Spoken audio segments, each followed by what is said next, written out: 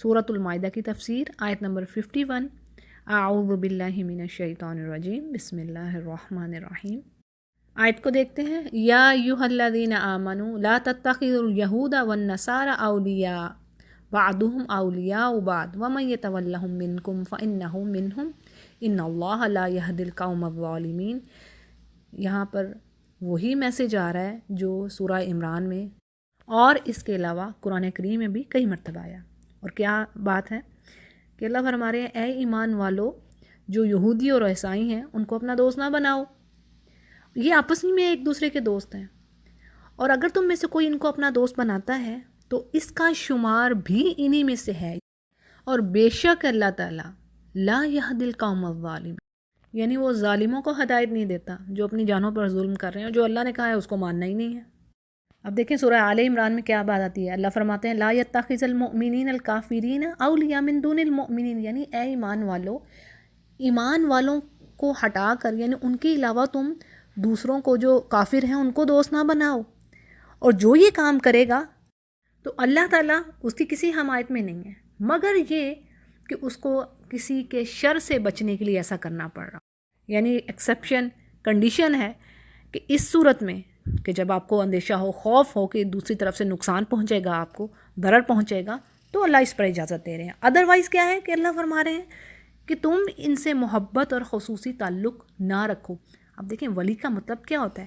ولی ایسے دوست کو کہتے ہیں جس سے دلی محبت ہوتی ہے اور تعلق ہوتا ہے، خاص تعلق ہوتا ہے اس سے، اور اس یعنی ایسی کسی سے دوستی ہو نا جس سے پھر انسان اپنے راز بھی شیئر کرتا ہے۔ دلی محبت جو ہو گئی، دوست ہو گیا نا، تو پھر اس سے اپنے راز بھی شیئر کریں گے۔ تو اللہ تو بتا رہا ہے، کہہ رہے ہیں اللہ کہ بھی تم لوگوں نے اپنے راز بھی نہیں شیئر کرنے ان سے، کیوں بھلا؟ دیکھیں یہ بات ہے کیوں، سورہ آل عمران میں ہی اللہ فرما رہے ہیں، اور کئی جگہوں پر یہ بات آئی ہے، مفہوم ایک جگہ پر نہیں ہے، اس کے علاوہ بھی کئی جگہوں پر بات آئی ہے۔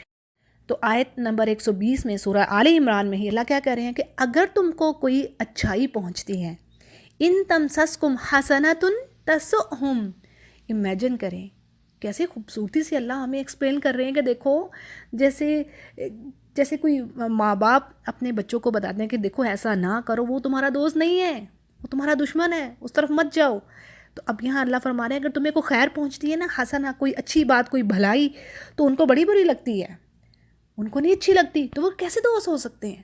پھر اسی طرح اللہ کہتے ہیں وَإِن تُصِبْكُمْ سَيِّئَةٌ يَفْرَحُوا بِهَا، اگر تمہیں کوئی برائی پہنچتی ہے تو وہ بڑے خوش ہوتے ہیں۔ اور میں کہتی ہوں کہ آج کے حالات ہم پر واضح نہیں ہیں۔ آج اگر ہم دیکھیں تو کیا ہو رہا ہے دنیا میں، اور وہ حدیث کو یاد کیجئے جو نبی کریم صلی اللہ علیہ وسلم نے فرمائی ہے کہ قیامت کی جو آخری نشانی ہے ان میں کیا چیز ایک آتی ہے کہ جس حدیث میں بات آتی ہے کہ مسلمانوں کی مثال اس طرح دی گئی ہے کہ ان کو اس طرح ماریں گے یہ سب مل کر، جو کافر ہیں، کافر اہل کتاب سب، کہ جیسے کھانے کے ٹیبل پر ایک پیالہ رکھ دیا جائے، ایک پیالہ رکھ دیا جائے کھانے کے لیے، اور سب کو کہا جائے کہ آ جاؤ اس کو کھا لو، یہ حدیث ہے۔ تو دیکھ لیں آج سچویشن کیا ہے، تو بڑی واضح بات ہے۔ تو کیسے دوست ہو سکتے ہیں جن کو اگر ہمیں تکلیف پہنچتی ہے تو وہ خوش ہو رہے ہیں، اور اگر ہمیں اچھائی پہنچتی ہے تو وہ چاہتے ہی نہیں ہیں ان کو اچھائی پہنچے۔ اور آج تو آپ انٹرنیشنل لیول پر دیکھ لیں کیا ہو رہا ہے۔ تو یہاں پر اگین تنبیہ کی جا رہی ہے، دیکھیں سورہ آل عمران میں ایک سے زائد بار بات ہوئی، اور یہاں پر اگین پھر وہی بات آ رہی ہے کہ اے ایمان والو، مومنوں کو چھوڑ کر ان کو دوست نہ بناؤ، ٹھیک ہے، یہ سورہ آل عمران میں ہے، لیکن یہاں پر کہا جا رہا ہے کہ اے ایمان والو تم یہود و نصارہ کو اپنا دوست نہ بناؤ، وہ تمہارے دوست ہو ہی نہیں سکتے، بلکہ کیا ہیں، وہ تو آپس میں ایک دوسرے کے دوست ہیں، بعضهم اولیاء بعض۔ اچھا ذرا اس پہ میں تھوڑا سا واضح کر دوں، آپ کو کلیئر کر دوں، بات یہ ہے کہ دوستی میں نے جیسے آپ کو ولی کا مطلب ہی بتا دیا کہ خاص دلی لگاؤ جس سے ہو جانا، گہری دوستی ہو جانی، محبت ہو جانا، اپنے سیکرٹس شیئر کرنا، وہ چیزیں اللہ اس چیزیں سے ہمیں روک رہا ہے۔ لیکن آپ کا اچھا برتاؤ، آپ کا جو بیہیویئر ہے، جو آپ کا کریکٹر ہے، اپنے جو اگر آپ کے کوئی نیبرز ہیں نان مسلم ہیں، وہ بیسٹ ہونا چاہیے۔ بھئی یہ اس چیز سے نہیں روکا گیا، ادروائز کیسے ہم تبلیغ کریں گے، کیسے پریچ کریں گے، کیسے اللہ کا میسج ان کو دیں گے؟ نہیں، یہ وہ اس کو مکس اپ نہ کیجیے گا چیزوں کو، ٹھیک ہے؟ یعنی وہ جو آپ نے جو اچھا رویہ رکھنا ہے، اچھا جو ٹریٹمنٹ ہے کسی دوسرے کے ساتھ، جو آپ کا جو ایٹیٹیوڈ ہے، بیسٹ ہونا چاہیے تاکہ وہ اسلام کی طرف آئیں، ٹھیک ہے. لیکن وہ جو آپ کے جو وہی اگین پھر میں وہی بات کریں کہ جو چیزیں میں جیسے میں اوپر مینشن کر چکی وہ نہیں چاہتے اللہ کہ وہ تم ان کے ساتھ رکھو، کیونکہ ایسے بہت سارے لوگ ہیں کہ وہ جو ان سے دوستیاں رکھتے ہیں اور ایمان والوں کو پسند نہیں کرتے.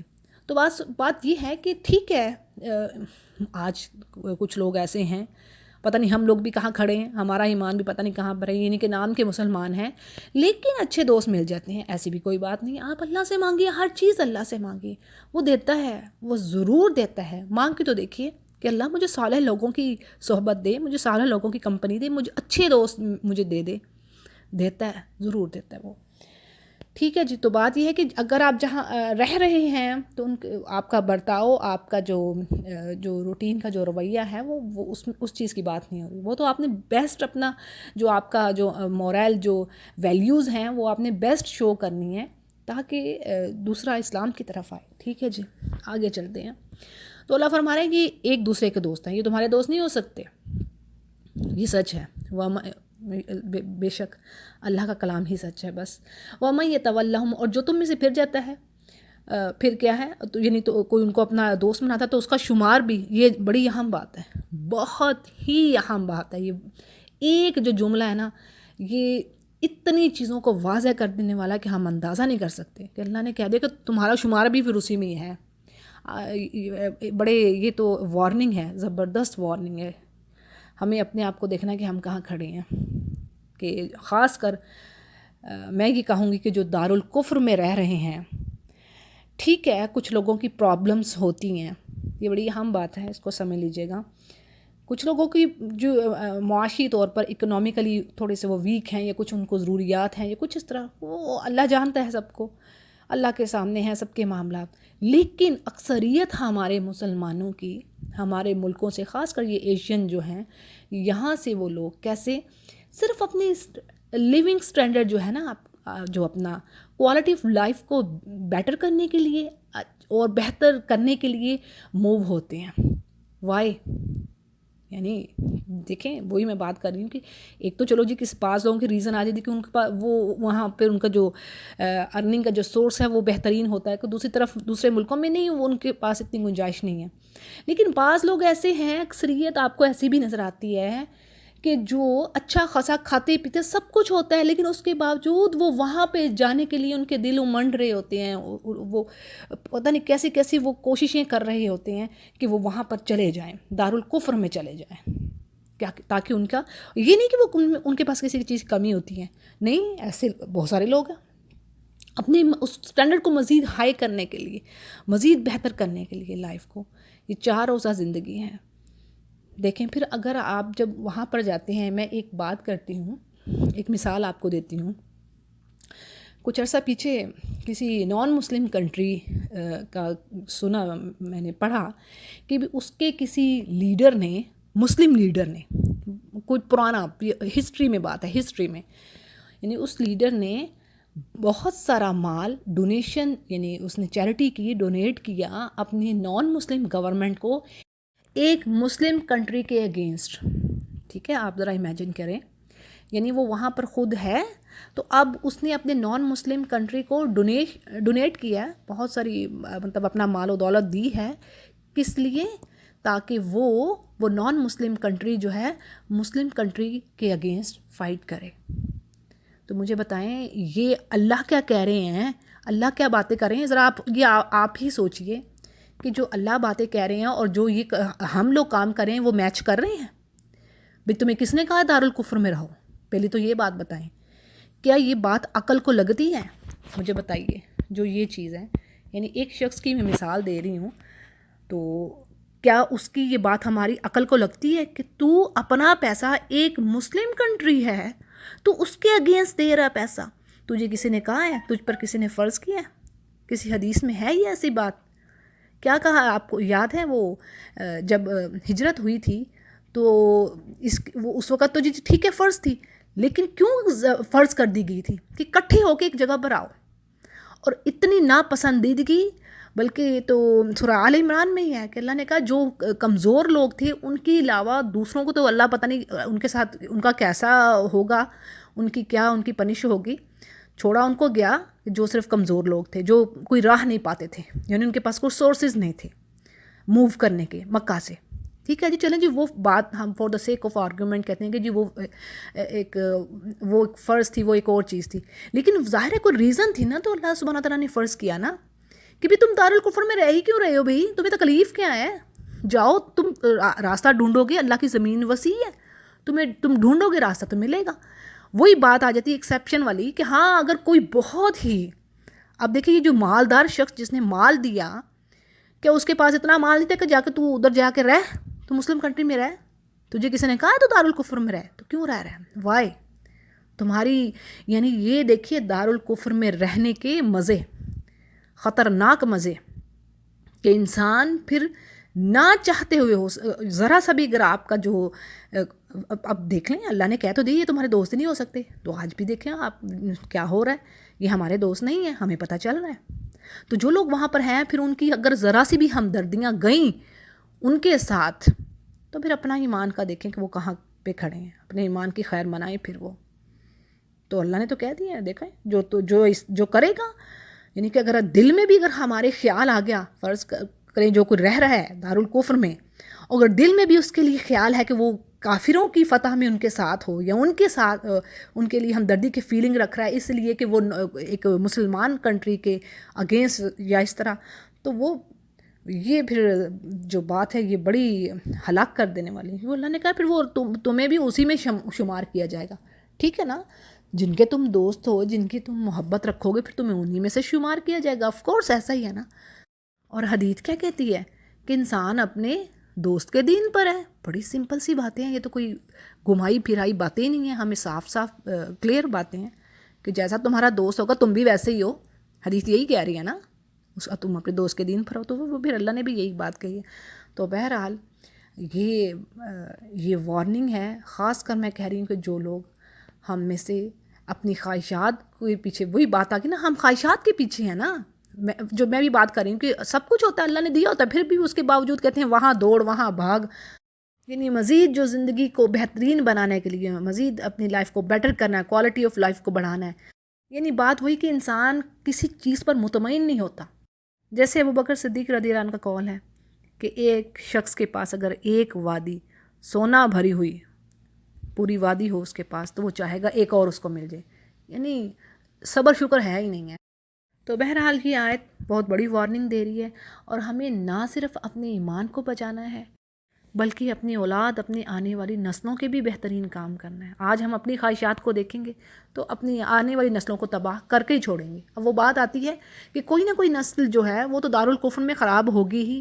ہاں وہ اللہ چاہے تو، ظاہر اللہ تعالیٰ نے ہدایت پہ جس کو دینی ہے ہدایت تو وہ ہدایت پہ رہے گا، لیکن انسان کی اپنی ایفرٹ بھی تو ہے. وہ کیا تدبیر کر رہا ہے؟ یعنی ہر چیز آپ اللہ پر نہیں پھینک سکتے کہ اللہ یہ تو پھر مقدر میں ایسا ہی تھا. تدبیر کرنے کو اللہ نے آپ کو چھوڑا ہے، فری ول دی ہوئی ہے. دیکھیں ہوتا کیا ہے، اگر سم ٹائم آپ کو برائی کرنے کا موقع ہی نہیں ملتا، آپ کو اپرچونٹی ہی نہیں ملتی، تو یہ بھی اللہ کی طرف سے بلیسنگ ہے، یہ بھی اس کا کرم ہے، فضل ہے. تو اسی لیے ہمیشہ اپنے لیے اور اپنی اولاد کے لیے دل سے مانگے. ہم انسان ہیں، بے شک شیطان کا کام یہی ہے ہمیں خواہشات دکھا کر، زین لہم، اللہ نے کہا نا قرآن کریم میں کہ سجاتا ہے وہ تمہارے آگے چیزوں کو، دنیا کو سجاتا ہے، تو وہ اسی طرف پھر ہم لپکتے ہیں. لیکن کرنا کیا ہے کہ نفس کے پیچھے نہیں جانا، اپنے ڈیزائرز کے پیچھے نہیں جانا، اللہ سے مانگنا ہے. دعا مانگے، یقین جانیے دعا جو ہے بڑے بڑے دروازے کھول دیتی ہے، بڑے بڑے بند دروازے کھل جاتے ہیں، راستے کھل جاتے ہیں. دعا مانگیے اپنے لیے، اپنے پیاروں کے لیے، اپنے بچوں کے لیے، اولاد کے لیے کہ یا رب جہاں بہترین ہے دنیا آخرت میری اچھی ہے، میرے بچوں کی، ہمیں وہاں جما، اور ہمیں بہترین دوست دے، ہمارے بچوں کو بہترین دوست دے. کیونکہ ہم تو بڑے کمزور ہیں یا رب، ہم تو بڑے عاجز ہیں، ہمارے بس میں نہیں ہے نیکی پر چلنا اور پھر قائم رہنا. نیکی کی توفیق تو تو ہی دے گا. اور خاص کر آج جو جیسا وقت چل رہا ہے، ٹرائلز کس طرح قدم بقدم ہمارے سامنے آ رہے ہیں، تو ان جگہوں پر اللہ کا دامن پکڑے رکھیے. یعنی اللہ کی کتاب، نبی کی سنت اور دعائیں، کثرت سے ذکر اور دعائیں ہمیں کرنی ہیں کہ یا رب تو ہماری دنیا بھی سنوار دی، آخرت بھی سنوار دی. اللہ نے تو کہا ہی نہیں کہ خالی تم آخرت مانگو، بھی اللہ نے تو کہا ربنا آتنا فی الدنیا حسنۃ وفی الآخرۃ حسنہ، بھئی یہ مانگو. اس کو پتہ ہے نا قریب کی چیز ہے، نظر آ رہی ہے، تو ظاہر ہے یہ بھی اللہ اچھا کرتا ہے. یہ قرآن میں اللہ نے کہہ تو دی ہے بھئی تم میرا ذکر کرو، تم میرے بتائے ہوئے راستوں پر چلو، تمہاری میں انشاءاللہ دیکھو تمہاری میں ہیپی لائف کروں گا، جو حیاتاً سیدہ، خوبصورت ہیپی لائف تمہاری ہوگی جو اللہ کا ذکر کر رہا ہے، دنیا میں بھی آخرت میں بھی، دونوں جگہ پر انشاءاللہ. اور آخرت کا تو وعدہ تو مزید ہے ہی. تو یہ تھوڑی سی میں نے ذرا ڈیٹیل دی ہے، اور امید ہے آپ کو بات سمجھ آئی ہوگی. تو اپنی خواہشات کو ہمیں روکنا ہے، کنٹرول کرنا ہے، اور مانگنا کیا ہے جو اللہ کو محبوب ہے، کیونکہ اللہ کو پتہ ہے جو ہمارے لیے بیسٹ ہے. ٹھیک ہے، مانگنا اللہ سے وہ ہے، اللہ جو تجھے پتہ ہے نا جو بیسٹ ہے نا وہ مجھے دے دے، جو تجھے پتہ ہے بیسٹ ہے، مجھے تو نہیں پتہ. وہ تو ہے، وہی بات آتی ہے کہ ہم اپنی تقدیر لکھنے لگے تو ہم تو جو بڑا غرق کر کے رکھ دیں اپنی تقدیر کا خود ہی. تو ہم اللہ کے لکھے ہوئے کو بہتر سمجھے کہ جو اس نے کر دیا ہمارے حق میں وہی بہتر ہے. وہ سب سے بڑھ کر جاننے والا ہے، علیم العلیم، سب سے زیادہ جاننے والا ہے، اس کو پتہ ہے. ہاں، ہم ہو سکتا ہے ہم کسی چیز کو اتنا اچھا سمجھ رہے ہوں لیکن وہ کل کو ہمارے لیے بری ہو، شر ہو، اس میں ہمارے لیے کیا بربادی. اب دیکھیں جو اکثریت دارالکفر میں رہ رہی ہے ان میں سے کافی حد تک 60-70% آپ لے لیں لوگ، یعنی آدھے 50% سے ابو ہی ہوں گے جو کہ سیدھے راستوں پر نہیں ہیں. ان کی اگلی نسلیں نہیں ہیں، روتے پیٹتے ہیں. یا آپ میڈیا میں دیکھ لیں، وہ آپ کو میڈیا بتا رہا ہے، آپ لوگوں کی باتیں سنیں، تباہی اتر گئی ہے ان کی. کیا چیز تھی پھر ان کو، کیا لے کے گیا ان کو وہاں پر؟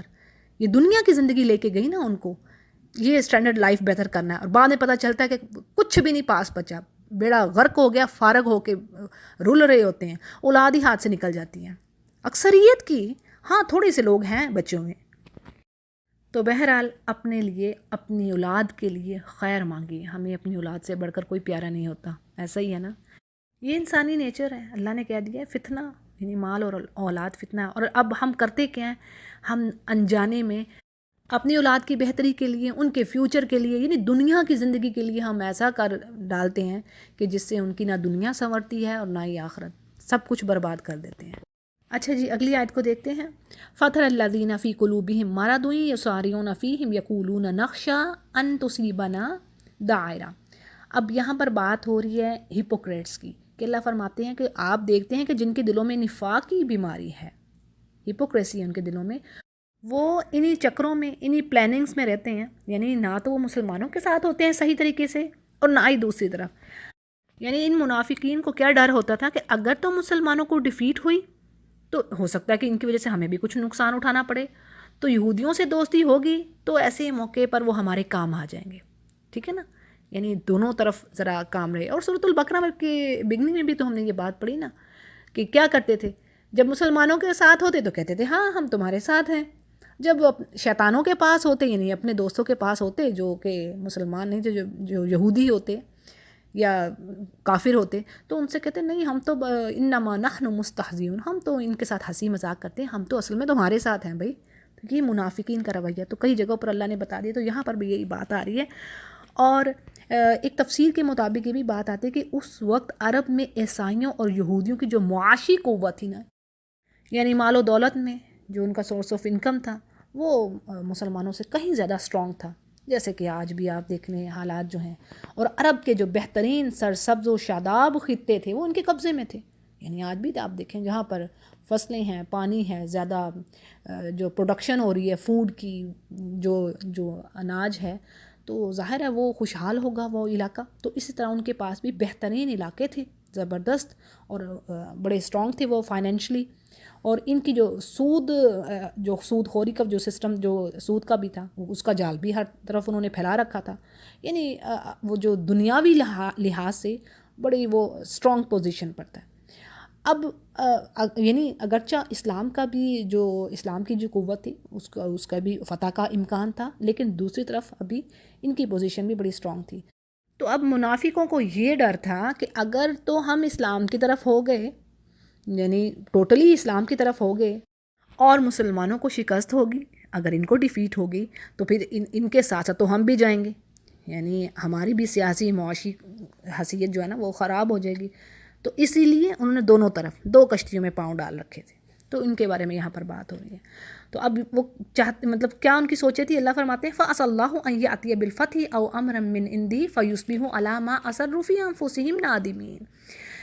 اب کیا تھا کہ اللہ کہہ رہے ہیں کہ بعید نہیں ہے کہ اللہ جب تمہیں یعنی مسلمانوں کو فتح دے، یہ اپنی طرف سے کوئی اور بات ظاہر کرے تو یہ لوگ اپنے اس نفاق پر جسے یہ دلوں میں چھپائے ہوئے ہوں نادم ہوں، یعنی وہ شرم کھائیں پھر اس بات پر کہ جو حرکتیں وہ کر رہے ہیں. اور یہ کب ہوگا؟ یعنی جب مسلمانوں کو فیصلہ کن فتح مل جائے یا کوئی ایسی چیز جس سے عموماً لوگوں کو یہ یقین ہو جائے کہ ہار جیت کا آخری فیصلہ اسلام ہی کے حق میں ہے، یعنی کوئی ایسا کام ہو جانا یا بالکل زبردست فتح مل جانا. تو جب یہ کام ہو گئے ان میں سے کوئی کام بھی ہو گیا تو پھر یہ پھر جو یہ کر رہے ہیں نا پھر اس پر یہ شرمندہ ہوں گے. اور آگے اللہ فرماتے ہیں کہ اس وقت اہل ایمان پھر کہیں گے کہ کیا یہ وہی لوگ ہیں جو اللہ کے نام سے بڑی قسمیں کھا کر یقین دلاتے تھے کہ ہم تمہارے ساتھ ہیں؟ تو اب کیا ہے کہ ان کے سب اعمال ضائع ہو گئے اور آخر کار یہ ناکام و نامراد ہی رہے. حبطت اعمالہم فاصبحوا خاسرین، خسارہ پانے والوں میں سے ہوں گے. تو اللہ تعالیٰ معاف فرمائے، اللہ تعالیٰ ہمیں ایسا ایمان نصیب فرمائے جو کبھی نہ پلٹے. تو اسی لیے اپنے ایمان کی سلامتی کے لیے، نفاق سے بچنے کے لیے ہمیں دعائیں کرنی چاہیے. کیا دعا ہمیں نبی کریم صلی اللہ علیہ وسلم نے سکھا دی ہے؟ اللہم طہر قلوبنا من النفاق، یعنی یا رب تو میرے دل کو نفاق سے پاک کر دے. یعنی اللہ کا جو دل اللہ کا ذکر نہ کر رہا ہو پھر اس میں نفاق کا آ جانا تو بہت جلد یہ کام ہو سکتا ہے. تو اسی لیے دعائیں بتائی گئی نا کہ نبی کریم صلی اللہ علیہ وسلم کی دعاؤں کو پڑھتے رہنا چاہیے کہ ہمیں نفاق سے بچائے، ایسا روگ ہے اللہ معاف کرے. اور منافقین کا جو درجہ ہے یعنی اسفل من آگ، سب سے نیچے، آگ کا سب سے نچلا حصہ منافقین کے لیے. اور آگے ایک زبردست میسج آ رہا ہے، اللہ فرما رہے ہیں اے ایمان والو یا ایھا الذین آمنوا من یرتد منکم عن دینہ، تم میں سے کوئی پھر گیا اگر اپنے دین سے تو کیا ہوگا؟ فسوف یأتی اللہ بقوم یحبہم ویحبونہ. کیسی زبردست اللہ نے بات کر دی ہے، یعنی کہ اگر تم دین سے پھر جانے والے ہو، تم اللہ سے محبت نہیں رکھتے تو کوئی مسئلہ نہیں ہے. اللہ تعالیٰ ایسے لوگ پیدا کر دے گا جو اللہ کو محبوب ہوں گے اور اللہ ان کو محبوب ہوگا. یہ بات جب نبی کریم صلی اللہ علیہ وسلم نے اپنی دعوت کا آغاز کیا تو مکہ والوں کے لیے بھی کہہ دی گئی تھی نا کہ اگر یہ نہیں کرتے، ایمان نہیں لاتے تو اللہ تعالیٰ دوسری قوم کو لے آئے گا. تو انصار نے اسلام قبول کر لیا، سبحان اللہ. انہوں نے محمد صلی اللہ علیہ وسلم کو نکالا جان کے در پہ ہوئے، انہوں نے رکھا بھی، انصار نے اپنی جانیں بھی دی ان کے لیے، سبحان اللہ. یہ خوش قسمتی ان کے حصے میں آ گئی کہ ہے نا وہی بات. تو اگر ہم لوگ آج نہیں کر رہے تو اللہ کے لیے یہ کوئی مشکل کام نہیں ہے. وما ذالک علی اللہ یسیر. کئی جگہوں پر یہ ایک جگہ پر نہیں بات آئی، کئی جگہوں پر آئی. اللہ نے کہا ہے میں تمہاری جگہ دوسری قوم لے آؤں، وہ مجھ سے محبت رکھیں اور میں ان سے محبت رکھوں، یہ میرے لیے مشکل نہیں ہے. یہ تو ہم پر اس کا بڑا فضل و کرم ہے کہ وہ ہمیں موقع دے رہا ہے، وہ دیکھ رہا ہے کب میری طرف یہ پلٹتے ہیں. اچھا جی، تو اللہ فرماتے ہیں کہ اللہ دوسرے لوگ لے آئے گا تمہاری جگہ. اگر تم ایسے نہیں ہوگے کہ وہ اللہ کو محبت کریں گے، اللہ ان سے محبت کرے گا جو مومنوں پر نرم اور کفار پر سخت ہوں گے. یہ خوبیاں ہیں اور یہ ایمان والوں کی خوبی ہونی چاہیے، یہ خوبیاں سمجھ لیجئے، ٹھیک ہے. اذلۃ علی المؤمنین، یعنی ایمان والوں پر نرم دل اور کافروں پر شدید سخت ہوتے ہیں. اب دیکھیں مومنوں پر نرم ہونے کا مطلب یہ ہے کہ ایک شخص اہل ایمان کے مقابلے میں اپنی طاقت کا کبھی بھی غلط استعمال نہ کرے، اور جو نعمتیں اللہ نے اس کو دے رکھی ہیں، اس کی جو ذہانت ہے، جو اس کی ایبلٹی ہے کام کرنے کی، جو صلاحیت ہے، جو جسمانی اللہ نے اس کو ہیلتھ ویلتھ، جو کچھ بھی اللہ نے اس کو دے رکھا ہے، نعمتیں جو بھی دے رکھی ہیں، وہ مسلمانوں کو دبانے یا ان کو ستانے، ان کو نقصان پہنچانے کے لیے ہرگز استعمال نہ کرے. یعنی دیکھیں حدیث ہمیں کیا کہتی ہے، بڑی سمپل سی باتیں ہیں نا. حدیث میں آتا ہے مومن تو وہ ہے جس کے ہاتھ اور زبان سے دوسرے مسلمان کو کوئی شر نہ پہنچے، اس کو تکلیف نہ پہنچے. اور پھر اسی طرح کتنی خوبصورت بات آتی ہے کہ مومن تو وہ ہے جو اپنے لیے پسند کرتا ہے نا، جو چیز وہ اپنے لیے چاہ رہا ہے اپنے مومن بھائی کے لیے بھی وہی چاہے. بس یہاں پر تو بات ہی ختم ہو جاتی. یعنی ایمان کا مزہ تو تبھی چکھو گے کہ جب تم جو اپنے لیے پسند کر رہے ہو وہی دوسرے کے لیے چاہو. پھر تو کیا ہی لیول ہے، سبحان اللہ. اور ہوتا کیا ہے کہ ہم دوسرے کی چیزوں کو ہلکا جانیں گے، اس کے لیے اس کی کوئی پرواہ نہیں کرنی، اس کی کوئی کیئر نہیں کرنی، اور حرام کھانے میں اکثریت ہماری آگے. تو کیا یہ ہمارے کام ہیں مسلمانوں والے؟ یعنی ٹیچنگز کیا ہیں؟ اللہ اور اس کا رسول کیا کہہ رہے ہیں؟ دیکھو تم سب مومن ہو، بھائی بھائی بن کر رہو، ایک دوسرے پر حسد نہ کرو، ایک دوسرے کی جان و مال کا احترام کرو، ایک دوسرے کی غیبتیں نہ کرو، بدگمانیاں نہ کرو، اچھا گمان رکھو، ہمدردی کے جذبات رکھو، ایک دوسرے کی مدد کرو۔ کتنی احادیث ہے اس پر کہ جو اپنے مومن بھائی کی مدد میں لگا رہا، اللہ سبحانہ تعالیٰ اس کے لیے دن رات ایسے ہی اس کی نیکی لکھتے تھے جیسے کہ وہ کوئی روزے دار کرتا ہے۔ یعنی کوئی کسی بیوہ کے لیے، کسی ضرورت مند کے لیے اگر بھاگ دوڑ کر رہا ہے تو اللہ تعالیٰ اس کا بے انتہا ریوارڈ رکھتے ہیں، جیسے کوئی راتوں کو عبادت کرنے والا اور دن میں روزہ رکھنے والا۔ بھئی کام کیا ہے اور دیکھیں ریوارڈ کس قدر ہے، کیونکہ اللہ چاہتا ہے کہ آپس میں جو باہمی حقوق العباد ہے نا اس کو ہم ادا کرتے رہیں، تو اسی سے معاشرہ خوبصورت ہوگا۔ یقین جانیں کہ اللہ تعالیٰ نے جہاں پر اپنی عبادت کے اور اذکاروں کے جو ریوارڈ بتا دیے ہیں، وہاں پر دوسروں کی ہیلپ کرنے کی اتنی احادیث ہیں اور ان پہ ایسا ریوارڈ بتا دیا ہے زبردست۔ کھانا کھلانے پہ، جیسے میں نے ایک پیچھے بھی ویڈیو بھیجی ہے پچھلے ویک میں، کہ جنتیوں کی خوبی کھانا کھلانا اللہ کی راہ میں، مسکینوں کو، یتیموں کو، رشتہ داروں کو صلہ رحمی ادا کرو۔ کیا کہہ دیے، ریوارڈ کی طرح رکھ دیا ہے تاکہ پیچھے نہ ہم ہٹیں کہ صلہ رحمی ادا کرو، تم جنت میں جاؤ گے، جو نہیں ادا کرے گا وہ جنت میں نہیں جائے گا۔ بڑا کلیئر جواب دے دیا۔ اور پھر ریوارڈ کیا ہے ساتھ، اس کی عمر بھی بڑھے گی۔ کون نہیں چاہے گا بھی اس کی عمر بڑھے اور اس کا رزق بڑھے؟ دونوں چیزیں ہی تو انسان چاہتا ہے، یہ دو چیزوں کے تو پیچھے لپکتا رہتا ہے انسان، کہ میری عمر بڑھتی جائے، میں زیادہ دیر جیوں اور میرے رزق میں اضافہ ہو۔ تو یہ دونوں کام کب ہوں گے؟ صلہ رحمی ادا کیجیے، رشتہ داروں کے ساتھ اچھا سلوک۔ سورۃ البقرہ سے شروع ہو جائیں، آپ کو ایک آرڈر جو ملتا ہے، ترتیب ملتی ہے، پہلے رشتہ دار، پہلے ان پہ خرچ کریں۔ بھئی فی سبیل اللہ آخر میں آتی ہے بات، یعنی پہلے آپ کا خاندان جو یعنی کہ جن کا نفقہ آپ پر فرض ہے، والدین ہوگی، آپ کی فیملی ہوگی، اور اس کے بعد پھر اپنے رشتہ دار ہوں، پھر اس کے بعد باہر جائیے۔ تو یہ ہے ہمارا خوبصورت دین۔ اللہ تعالیٰ ہمیں اس پر عمل کرنے کی توفیق دے۔ تو بات یہ ہے کہ ایک مسلمان کو دوسرے مسلمان اپنے درمیان ہمیشہ نرم ہو، رحم دل، ہمدرد اور حلیم انسان، خوبصورت انسان پائیں، اس کا اخلاق باقی رہ جائے۔ تو یہ کون نہیں چاہے گا کہ مرنے کے بعد بھی اس کو کوئی اچھے الفاظ میں یاد کرے؟ اللہ ہمیں ان میں سے کرے جو بہترین اخلاق والے ہوں، اور ان کا ریوارڈ کیا ہے؟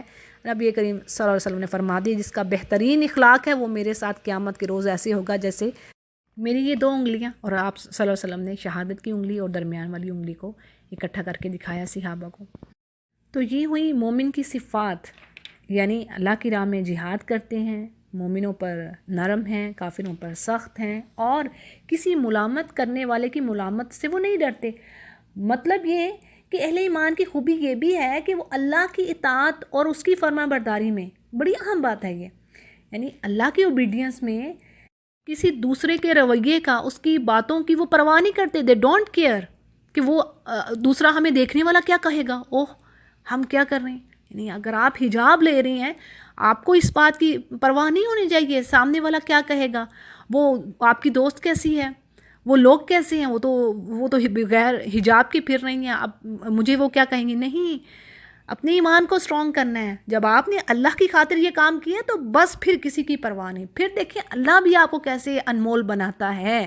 یقین جانیں جب کوئی کام اللہ کی خاطر ہم کرتے ہیں، ہم وہ سٹیپ لیتے ہیں، تو سبحان اللہ 10 گنا ہمیں اس سے زیادہ عزت بخشتا ہے جو ہم نے سوچی بھی نہیں ہوتی۔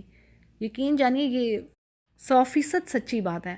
ہاں وہ علیحدہ بات ہے کہ ہمارے اب ایمان کتنے کمزور ہیں اور کتنے مضبوط ہیں، پھر اس پر بات آتی ہے۔ لیکن یہاں پر اب اللہ کیا کہہ رہے ہیں کہ اللہ کی اطاعت میں تم نے کسی دوسرے کا، یعنی مومن کی صفت ایسے ہونی چاہیے کہ وہ اسے کسی دوسرے کی پرواہ نہیں ہونی چاہیے، کوئی فلاں مجھے کیا کہے گا، اسے اللہ کی پرواہ ہونی چاہیے۔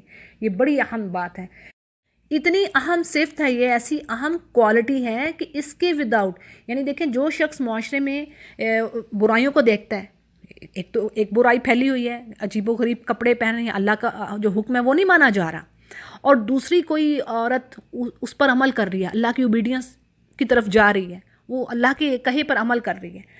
اب اگر وہ دوسروں کی پرواہ کرے گی تو وہ یہ کام نہیں کرے گی، وہ جلد چھوڑ دے گی۔ لیکن اگر اس کے اندر یہ صفت ہوگی کہ اس کو صرف اپنے رب کی پرواہ ہے، تو وہ اس پر پھر جمی رہے گی، نہیں تو کیا ہوگا، وہ اسی رو میں بہہ جائے گی۔ فلڈ آتا ہے نا، تو جیسے وہ ہر چیز کو بہا لے جاتا ہے نا، پھر وہ اسی رو میں بہہ نکلے گی جہاں پہ جس طرف سارے چل رہے ہیں۔ تو بات یہ ہے کہ اس کوالٹی کے بغیر نیکی پر جمے رہنا، اسٹریٹ فاسٹ رہنا، جمے رہنا، یہ پاسبل نہیں ہے جب تک کہ اگر آپ دوسروں کی کیئر میں رہیں گی، پھر آپ کے لیے ٹکنا، اس جگہ پر کھڑے ہونا مشکل ہو جائے گا۔ وہی بندہ کرے گا جسے صرف اللہ کی پرواہ ہوگی، اور وہ کہے گا میں اسٹریٹ فاسٹ ہوں اپنے اس کام پر، کیونکہ میں جانتا ہوں میں صحیح راستے پر ہوں۔ جب آپ کو یقین ہوگا نا کہ you are going to a straight path and a right track, اور وہ آپ کو صحیح طرف لے کے جا رہا ہے، it is guiding to you toward your true destination. تو جب ہمارا بیلیف، ہمارا فیتھ اسٹرانگ ہوگا تو انشاءاللہ پھر اس پر جمے رہنا مشکل نہ ہوگا۔ اور اسی طرح کفار پر سخت ہونے کا مطلب یہ ہے کہ ایک مومن آدمی، یعنی اپنے جو فیتھ اس کا اسٹرانگ ہے، آنیسٹی ہے اس کے اندر، خلوص ہے، وہ اپنے دین کے ساتھ اس کے جو اللہ نے کہہ دیا ہے۔ اب دیکھیں دین تو ہمارا خوبصورت ہے، وہ تو ہمیں وہی باتیں بتا رہا ہے جو ہیومینٹی کے ساتھ جاتی ہیں۔ ایسا تو ہے نہیں کہ دین کہہ رہا چیٹ کرو، من غشنا فلیس منا، حدیث ہے نا کہ جس نے ہمارے ساتھ بے ایمانی کی وہ ہم میں سے نہیں ہے۔ اور یہی رولز تھے نا جن کو لے کے، زبردست رولز تھے جن کو لے کے مسلمان ساری دنیا پر چھائے۔ آج ہم نے قرآن کو چھوڑ دیا، ہم ذلیل و خوار ہو رہے ہیں۔ تو ذرا قرآن کے رولز تو اپنائیے، ڈوج نہیں کرنا، چیٹ نہیں کرنا، حرام نہیں کھانا، یہ سب چیزیں چھوڑ دیں گے تو ہم پھر ہمارا غلبہ ہوگا انشاءاللہ۔ ایسا نہیں ہے، اللہ نے کہہ تو دیا اگر تم مومن ہو تم ہی غالب ہوگے۔ تو بات یہ ہے کہ کفار پر سخت ہونے کا مطلب یہ کہ ایک آدمی اپنے ایمان میں اسٹرانگ ہے، اپنے اصولوں میں، اس کی سیرت، یعنی ایسا ہونا چاہیے کہ اسلام کے مقابلہ میں وہ ایک چٹان کی مانند ہو کہ وہ کوئی دوسرا اس کو اس مقام سے ہٹا نہ سکے۔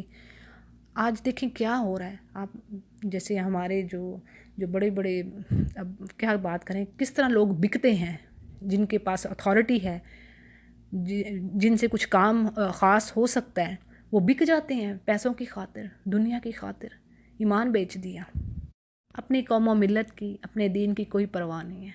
جیسے وہ کسی شاعر کے شعر کا معنی ہے کہ آج مسلمانوں کی وہ حالت ہوئی پڑی ہے کہ ہمارا جو اوڑھنا بچھونا، جیسے جو ہمارا لباس ہے، وہ تو ہم اہل کتاب جیسا کر رہے ہیں، یہود و نصارہ جیسا ہے، اور ہندو ہمارے دیکھ کے وہ ان کو شرم آ رہی ہے ہماری حرکتوں پر کہ ہم کر کیا رہے ہیں، یعنی آج ہمارے حال یہ ہوئے پڑے ہیں۔ اچھا جی، اگلی آیت کو دیکھتے ہیں۔ اللہ فرماتے ہیں انما ولیکم اللہ ورسولہ، یعنی بے شک تمہارا دوست تو صرف اللہ۔ حقیقت میں بات یہی ہے کہ اللہ ہی تمہارا دوست ہے، اور اللہ کا رسول، اور اہل ایمان ہے، والذین آمنوا، اور جو ایمان والے۔ اور یہ بات بھی کئی جگہوں پر اللہ نے کہی، سورہ توبہ میں بھی بات آتی ہے کہ ایمان والے جو لوگ ہیں وہ دوست ہیں ایک دوسرے کے۔ ایمان والے یعنی مومن کے دوست ہیں، وہ ایک دوسرے کو اچھائی کا حکم دیتے ہیں، برائی سے روکتے ہیں۔ جبکہ دوسری طرف اللہ سبحانہ وتعالیٰ فرماتے ہیں سورہ توبہ میں ہی کہ جو منافق ہیں وہ منافقوں کے دوست ہیں، وہ ان کو اچھائی سے روکتے ہیں اور ان کو برائی کا حکم دیتے ہیں اور صدقہ خیرات نہیں کرتے، لیکن اس کے برعکس مومنوں کے دوست ہیں۔ پھر آگے ہے یقیمون الصلاۃ ویؤتون الزکاۃ وہم راکعون، یہ ان کی مزید خوبیاں آ گئی کہ کیسے ہیں وہ لوگ اللہ کے آگے جھکنے والے، نمازیں پڑھنے والے، زکوٰۃ دینے والے، یعنی اللہ کی راہ میں چیریٹی کرنے والے، اور اللہ کے آگے جھکنے والے۔ اور جو اللہ والذین آمنوا فإن حزب اللہ هم الغالبون، اس آیت میں کیا ہی خوبصورت بات اللہ تعالیٰ نے فرما دی ہے اور ریوارڈ بتا دیا ہے۔ ایسا خوبصورت دل کو خوش کر دینے والا میسج کیا ہے کہ اللہ فرما رہے ہیں کہ جو اللہ اور اس کے رسول اور اہل ایمان کو اپنا دوست بنا لے، اسے معلوم ہو جائے، یعنی اس کو پتہ چل جائے کہ اللہ ہی کی جماعت ہی غالب رہنے والی ہے۔